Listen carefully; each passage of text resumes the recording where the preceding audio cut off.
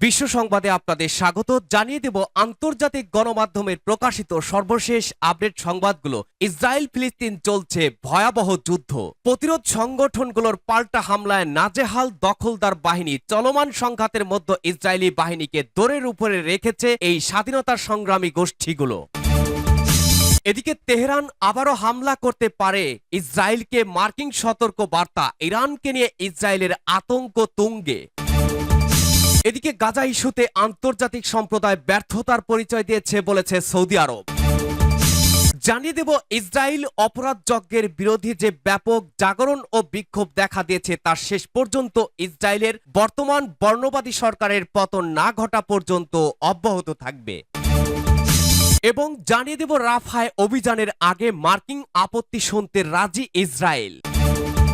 সবশেষে জানাবো বন্দি বিনিময় চুক্তি নিয়ে চাপে নেতানিয়াহু। বিক্ষোভ ছড়িয়ে পড়েছে ইসরায়েল সহ বহির্বিশ্বে। শুনছিলেন গুরুত্বপূর্ণ সংবাদগুলোর শিরোনাম, এবারে বিস্তারিত। আজকের সংবাদ সম্পর্কে আপনার মূল্যবান মতামত লিখে জানান। জানিয়ে দিন কোন স্থান থেকে এই সংবাদ শুনছেন অথবা দেখছেন। চলমান সংঘাতের মধ্যে ইসরায়েলি বাহিনীকে দৌড়ের উপরে রেখেছে ফিলিস্তিনের স্বাধীনতাকামী গোষ্ঠীগুলো। এখনো তারা বিভিন্ন ফ্রন্টে যুদ্ধ চালিয়ে যাচ্ছে। ২৬ এপ্রিল তেল আবিব এবং এর পশ্চিমা সমর্থকদের বিরুদ্ধে বেশ কিছু হামলার খবর পাওয়া গেছে। প্রেস টিভির এক প্রতিবেদনে সেই হামলাগুলো সম্পর্কে জানানো হয়েছে। ২৬ এপ্রিল দিনব্যাপী ফিলিস্তিনের স্বাধীনতাকামী গোষ্ঠীগুলো বিভিন্ন ফ্রন্টে সফল হামলা চালিয়েছে। আল-কুদস ব্রিগেডের একই সাথে গাজা উপত্যকা এবং পশ্চিম তীরে সফল হামলার কথা জানিয়েছে। এদিন তারা বেশ কিছু অবৈধ বসতিতে বিস্ফোরক দ্রব্য নিয়ে হামলা চালায়। সেই সাথে এসব স্থানে বন্দুকযুদ্ধের ঘটনাও ঘটে। তারা দখলকৃত পশ্চিম তীরের শহর নাবলুসে ইসরায়েলি সেনাদের সাথে ভয়ঙ্কর সংঘর্ষে জড়িয়ে পড়ে। সেখানে তারা বেশ কয়েকটি ইসরায়েলি সামরিক যানবাহনে বিস্ফোরক ঘটায়। গাজার আরেকটি ফ্রন্টে সফল হামলার কথা জানিয়েছে আল আকসা শহীদ ব্রিগেড। তাদের প্রতিরোধ যোদ্ধারা গাজার দক্ষিণে মর্টার সেল দিয়ে ইসরায়েলি সেনাদের একটি সমাবেশ ও তাদের সামরিক যানবাহনে বোমা হামলা চালায়। অবৈধ বসতি উচ্ছেদ হামলার দাবি করেছে মুজাহিদিন ব্রিগেড। এদিন তাদের অপারেশনে রকেট ব্যারেজ দিয়ে বসতিতে হামলার খবর প্রকাশ করেছে তারা। থেমে নেই হিজবুল্লাহ ও নিয়মিত হামলার অংশ হিসাবে হিজবুল্লাহ ২৬ এপ্রিল ও লেবানন সীমান্তে সফল হামলা চালিয়েছে। এদিন পূর্ব সেক্টরে সন্ধ্যার দিকে দুটি হামলার তথ্য জানিয়েছে সংগঠনটি।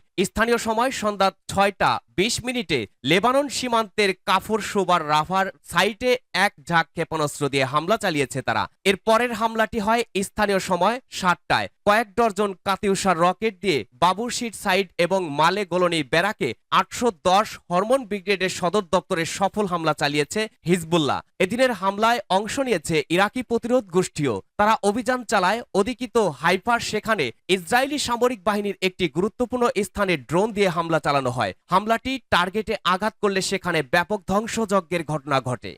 যদি প্রশ্ন করা হয় চলতি বছরের সেরা খবর কোনটি, এমন প্রশ্নের জবাবে এক বাক্যে সবাই বলবে ইসরায়েলের মাটিতে প্রথমবার ইরানের হামলার খবরই এখন বিশ্ব রাজনীতির প্রধান খবর। সিরিয়া দামেস্কে ইরানি কনসুলেট ভবনে হামলার জন্য ইসরায়েলকে দায়ী করে পাল্টা হামলা চালায় ইরান। জবাব একটা দিয়েছিল বটে ইসরায়েল, তবে সেটি এখন তারা নিজেরাই ভুলে থাকতে চাইছে। কারণ সেই পাল্টা নিয়ে এখনো চলে হাসি ঠাট্টা। ইরান কিন্তু বলে কয়েই গত ১৩ই এপ্রিল দিবাগত রাতে ইসরায়েলের ভূখণ্ড লক্ষ্য করে ড্রোন আর মিসাইলের বান ডেকেছিল। আর সেই বান ঠেকাতে ইসরায়েলের যে ঘাম ছুটে গিয়েছিল তার সেই ভিডিও ফুটেজগুলোই বলে দিচ্ছে। সম্প্রতি ভিডিওটি প্রকাশ করেছে ইসরায়েলের প্রতিরক্ষা বাহিনী আইডিএফ। এতে দেখা যাচ্ছে ইরানের সেই হামলার রাতে রীতিমতো ছোটাছুটি পড়ে গিয়েছিল দেশটির বিমান বাহিনীর ভূগর্ভস্থ নিয়ন্ত্রণ কক্ষে। আসলে ইরানকে নিয়ে সব সময়ই ভয় পেয়ে আসছে ইসরায়েল। দেশটি মনে করে ইরানই হচ্ছে মধ্যপ্রাচ্যের সবচেয়ে শক্তিশালী দেশ। সামরিক শক্তির বিচারেও বেশ এগিয়ে। তাছাড়া তেল আবিব ঘুমের মধ্যে দুঃস্বপ্ন দেখেছে তেহরানের অস্ত্র ভাণ্ডারে রয়েছে পারমাণবিক বোমা। যদিও তেহরান স্বীকার করে না। এছাড়া স্বাধীন ফিলিস্তিন রাষ্ট্রের দাবিতে ইরানের সক্রিয় অবস্থান নিয়েও আতঙ্কে ভোগে ইসরায়েল। এতদিন মধ্যপ্রাচ্য সংকটে ইরান কখনোই নিজেদের মাটি থেকে ইসরায়েলে সরাসরি আক্রমণ চালায়নি। এবার সেই অভূতপূর্ব ঘটনাটি ঘটে গেল। অবশ্য এমনটা যে ঘটবে তা বলেই আসছিল ইরান। সেক্ষেত্রে বলে কয়েই হামলা চালিয়েছে ইরান। এটি ইসরায়েল ও তার মিত্র দেশগুলোর জন্য বড় একটি ধাক্কা। তাই এখনো তাদের মধ্যে ইরান নিয়ে আতঙ্ক কাটেনি। এই বুঝি আবারও হামলা করলো এমনই ভয়ে মরে যাচ্ছে ইসরায়েল। স্থানীয় গণমাধ্যমগুলোর খবরে বলা হয়েছে ইরানি হামলার আশঙ্কায় দেশটির শীর্ষ নেতাদের সঙ্গে কয়েক দফা বৈঠক করেছেন প্রধানমন্ত্রী বেঞ্জামিন নেতানিয়াহু। এরই ধারাবাহিকতায় ২৬ এপ্রিল শীর্ষ সামরিক কর্মকর্তাদের নিয়ে এক জরুরি বৈঠক বসেছিল আইডিএফ প্রধান হার্জি হালেভি। ইরানের সম্ভাব্য হামলা এবং গাজায় রাফা অভিযানকে সামনে রেখে এই বৈঠকটি অনুষ্ঠিত হয়। বৈঠক শেষে হালেভি বলেন, সব ধরনের পরিস্থিতি মোকাবেলার জন্য প্রস্তুতির একটি বিস্তারিত মূল্যায়নের জন্য প্রস্তুতির পাশাপাশি যে কোনো ধরনের হুমকি প্রতিরোধ ও প্রতিরক্ষার বিষয়ে আলোচনা হয়েছে। তিনি পরিষ্কার করে বলেন, আমরা একটি বহুমুখী যুদ্ধের মধ্যে রয়েছি। গেল ৭ মাস ধরে তারা নির্ঘুম রাত কাটাচ্ছেন বলেও ইঙ্গিত দিয়েছে দখলদার বাহিনীর শীর্ষ এই কর্মকর্তা। তিনি আরও জোর দিয়ে বলেন, আইডিএফ মার্কিন সামরিক বাহিনীর সাথে সমন্বয় করে বিদ্যমান এবং সম্ভাব্য হুমকির মোকাবেলা করার জন্য ক্রমাগত প্রস্তুতি বজায় রাখে। ইরান এবং বিভিন্ন ফ্রন্টের বর্তমান পরিস্থিতি নিবিড়ভাবে পর্যবেক্ষণ করে যাচ্ছে তারা। হাবিলি বলেন, আমাদের বাহিনী সবসময় যে কোনো পরিস্থিতি মোকাবেলার জন্য প্রস্তুত আছে। আমেরিকা ও মধ্যপ্রাচ্য আরও বেশি করে তৎপরতা বাড়াচ্ছে। এদিকে এক শীর্ষ মার্কিন কর্মকর্তা আল জাজিরাকে বলেছেন, মার্কিন গোয়েন্দারা এই সপ্তাহান্তে ইসরায়েলের বিরুদ্ধে ইরানের হামলার উচ্চ সম্ভাবনার ইঙ্গিত পেয়েছেন। তাই নিজেদের প্রতিরোধকে শক্তিশালী করতে এবং মার্কিন বাহিনীকে রক্ষা করতে অতিরিক্ত সামরিক সক্ষমতা মোতায়েন করা হয়েছে। বিষয়টি নজর এড়ায়নি তেহরানের। বলা হচ্ছে, প্রয়োজনীয় সব প্রস্তুতিতে নতুন করে শান দেওয়া হচ্ছে। ইরানকে নিয়ে ইসরায়েলের আতঙ্ক যে কতটা গভীরে সেটি সম্প্রতি প্রকাশ পেয়েছে দেশটির প্রধানমন্ত্রীর কার্যালয়ের মহাপরিচালক ইউসি শেলির কথায়। তিনি জানান, ইরানি হুমকি মোকাবেলায় শুধু প্রতিরক্ষাই নয়, সবগুলো মন্ত্রণালয়ের শীর্ষ কর্মকর্তাদের করণীয় সম্পর্কে ব্রিফিং করা হচ্ছে। সবাইকে একটা কথা বোঝে দেওয়া হচ্ছে, ইরান থেকে কখন আক্রমণ হবে সেটি অনিশ্চিত, তবে হুমকি এটি বাস্তব। সব ধরনের প্রস্তুতি মোকাবেলার জন্য ইসরায়েলের সবগুলো হাসপাতালকে সর্বোচ্চ সতর্কতা অবলম্বন করতে বলা হয়েছে। সব ধরনের ছুটিও বাতিল করা হয়েছে সেনাবাহিনীতে। গাজা ইস্যুতে আন্তর্জাতিক সম্প্রদায় ব্যর্থতার পরিচয় দিয়েছে বলেছে সৌদি আরব। গাজা ইস্যুতে আন্তর্জাতিক সম্প্রদায় ব্যর্থতার পরিচয় দিয়েছে বলে মন্তব্য করেছেন সৌদি পররাষ্ট্রমন্ত্রী প্রিন্স ফয়সাল বিন ফারহান বিন আবদুল্লাহ। তিনি বলেন, গাজার পরিস্থিতি সবার কাছেই স্পষ্ট। সেখানে ইসরায়েলের প্রতিটি পদক্ষেপে মানবাধিকার বিপন্ন হচ্ছে, কিন্তু এই নিরসন করতে না পারা বিদ্যমান রাজনৈতিক ব্যবস্থার সম্পূর্ণ ব্যর্থতা। রোববার ২৮ এপ্রিল সৌদি আয়োজিত ওয়ার্ল্ড ইকোনমিক ফোরামের বিশেষ বৈঠকের প্রথম দিনে এমন মন্তব্য করেন তিনি। সৌদি পররাষ্ট্রমন্ত্রী বলেন, এই অঞ্চলে আমাদের প্রত্যেকের স্বার্থ আছে। স্বার্থ আছে ফিলিস্তিনিদের, ইসরায়েলিদের এবং গোটা বিশ্ব সম্প্রদায়ের। সেজন্য এই সংকট নিরসনের জন্য আমাদের সমাধান খুঁজে বের করতে হবে। সূত্র আল জাজিরা। ইসরায়েলের দ্রুত বিলুপ্তির কাউন্টডাউন শুরু হয়ে গেছে। কেন মার্কিন বিশ্ববিদ্যালয়গুলোর জনগণে আতঙ্কিত ফিলিস্তিনের দখলদারেরা? ইহুদিবাদী ইসরায়েলের প্রধানমন্ত্রী বেঞ্জামিন নেতানিয়াহু মার্কিন বিশ্ববিদ্যালয়গুলোতে ফিলিস্তিনের পক্ষে ছাত্রদের ব্যাপক বৈপ্লবিক জাগরণ বা গণ অভ্যুত্থানের নিন্দা জানিয়ে এই বিপ্লবকে ইহুদি বিদ্বেষ বলে দাবি করেছেন।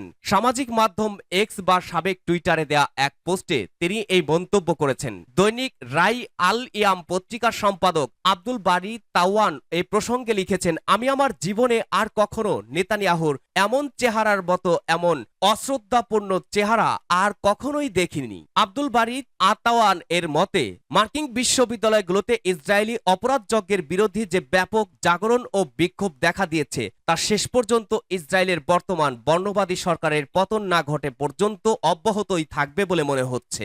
এটা স্পষ্ট বিশ্ব জনমতের ওপরে নেতানিয়াহুর কর্তৃত্ব শেষ হয়ে গেছে।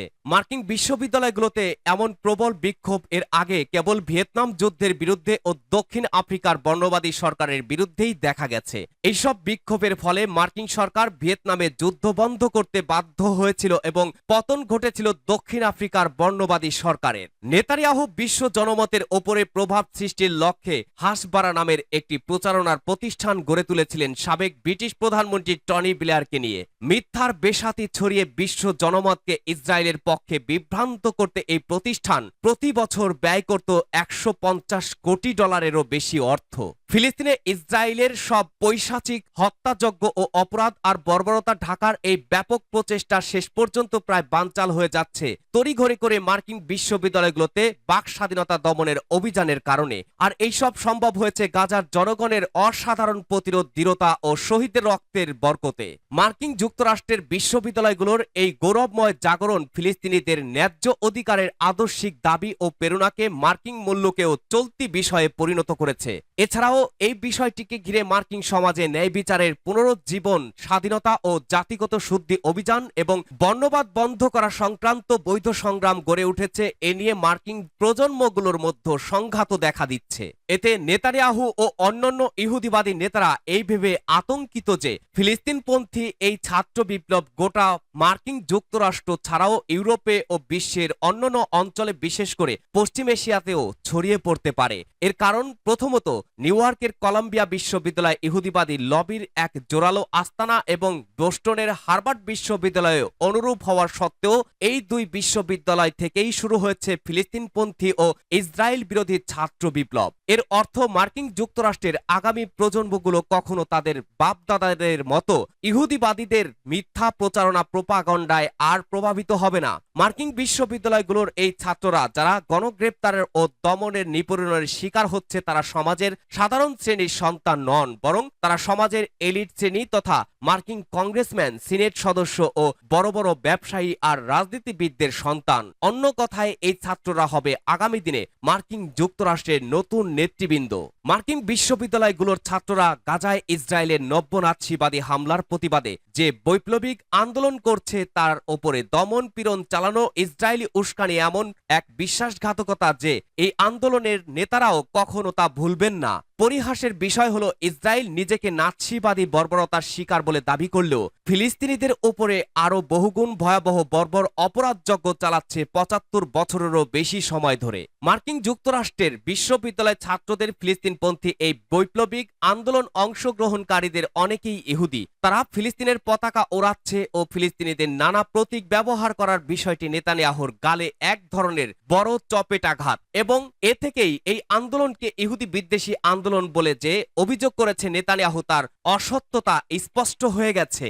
রাফায় অভিযানের আগে মার্কিন আপত্তি শুনতে রাজি ইসরায়েল। গাজার সীমান্ত শহর রাফায় আক্রমণ শুরু করার আগে মার্কিন উদ্বেগ ও চিন্তা ভাবনা শুনতে রাজি হয়েছে ইসরায়েল। রোববার হোয়াইট হাউসের জাতীয় নিরাপত্তা মুখপাত্র জন কির্বি এ কথা বলেছেন খবর রয়টার্সের। ইসরায়েলের একজন সিনিয়র প্রতিরক্ষা কর্মকর্তা বুধবার বলেছেন, মানবিক বিপর্যয়, আন্তর্জাতিক সতর্কতা সত্ত্বেও ইসরায়েলের সামরিক বাহিনী রাফা থেকে ফিলিস্তিন বেসামরিকদের সরিয়ে নিতে এবং সেখানে হামাসের আস্তানাগুলোতে আক্রমণ করার জন্য প্রস্তুত। ওয়াশিংটন বলেছে তারা উপযুক্ত ও বিশ্বাসযোগ্য মানবিক পরিকল্পনা ছাড়া রাফা অভিযানকে সমর্থন করতে পারে না। কির্বি এবিসিকে বলেছেন, আমরা যতক্ষণ না আমাদের দৃষ্টিভঙ্গি ও উদ্বেগগুলো প্রকৃতপক্ষে আলোচনা করতে পারছি, ততক্ষণ তারা রাফায় অভিযানে যাবে না বলে আমাদের আশ্বস্ত করেছে।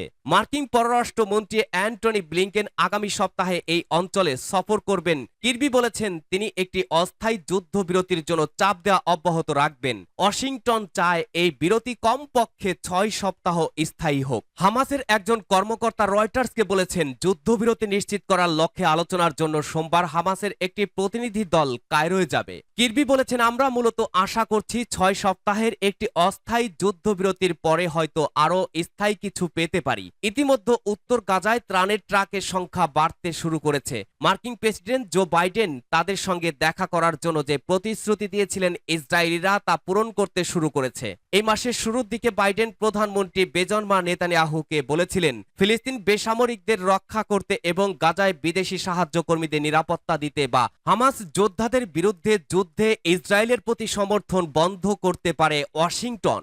বন্দি বিনিময় চুক্তি নিয়ে চাপে নেতানিয়াহু, উত্তাল বিশ্বের বিভিন্ন বিশ্ববিদ্যালয় সহ ইসরায়েল। বন্দি বিনিময় চুক্তি নিয়ে ক্রমাগত চাপে আছেন ইসরায়েলের প্রধানমন্ত্রী বেঞ্জামিন নেতানিয়াহু ও তার যুদ্ধ মন্ত্রিসভা। অবশিষ্ট বন্দীদের ছাড়িয়ে আনতে ব্যর্থতার কারণে দিন দিন ওই চাপ বৃদ্ধি পাচ্ছে। ডানপন্থী মন্ত্রী বেজালের স্টোচিস বলেছেন, ইসরায়েল যদি মিশরের প্রস্তাবে সম্মত হয় তবে এটি হবে তার জন্য একটি অপমানজনক পরাজয়। আরেক ডানপন্থী মন্ত্রী ইতামার বেন গভীর বলেছেন, এটি এমন একটি চুক্তি যা সরকারকে ভেঙে দেবে। অন্যদিকে মধ্য ডানপন্থী মন্ত্রী বেনি গান্টোস বলেছেন, রাফায় অভিযান যেমন গুরুত্বপূর্ণ, বন্দীদের প্রত্যাবর্তন আরো বেশি গুরুত্বপূর্ণ। তিনি বলেন, সরকারের কোনো অধিকার থাকবে না যদি এর সদস্যরা বন্দি চুক্তিতে বাধা দেয়। সাম্প্রতিক সপ্তাহগুলোতে তেল আবিব সহ ইসরায়েলের বিভিন্ন স্থানে নিয়মিত প্রতিবাদ হয়েছে বিশ্বের বিভিন্ন দেশে। বর্তমানে প্রতিবাদ চলছে যুক্তরাষ্ট্রে, বিশেষ করে যুদ্ধ দীর্ঘায়িত করার জন্য নেতানিয়াহু সরকারকে নানাভাবে অভিযুক্ত করা হচ্ছে। অভিযোগ উঠেছে তিনি যেন ক্ষমতায় থাকতে পারেন এবং নির্বাচনে যাওয়া এড়াতে পারেন, সেজন্য যুদ্ধকে দীর্ঘায়িত করে চলেছেন। বেশিরভাগ জরিপ বলছে যদি নির্বাচন হয় তবে নেতানিয়াহু অবশ্যই হারবেন। সূত্র আল জাজিরা।